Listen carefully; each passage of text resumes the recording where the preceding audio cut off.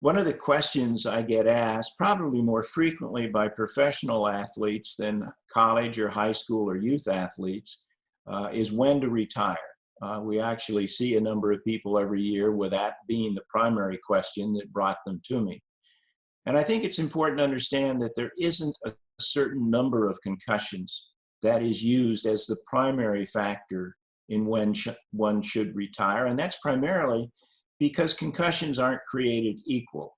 In other words, someone who has symptoms from a concussion that lasts only hours or a day, it's a much more minor concussion, a much more minor head injury than somebody who might have symptoms that last for many months or a year.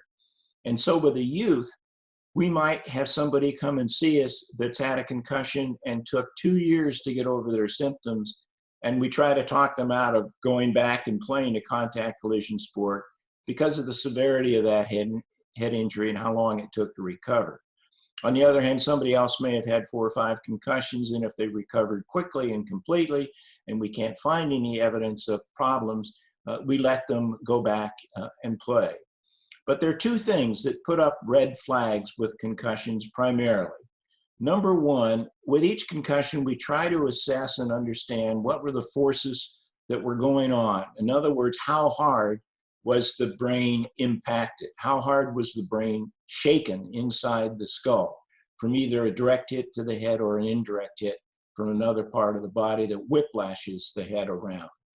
And to the extent the blows were extremely hard, and you would expect a concussion or could expect a concussion to occur, we are less concerned than somebody who took what would have been a fairly minor blow and would not normally have produced concussions earlier in their career and are now producing concussion symptoms.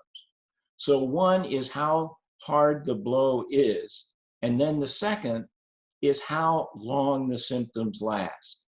It's not usual that an individual will have each successive concussion have symptoms lasting longer. But as you get up to the point where you need to think about retiring, that's exactly what will happen. In other words, a blow that would not normally have caused a concussion now does. And that concussion, unlike others that previously cleared up within a matter of hours, days, or weeks, is now lasting for many months.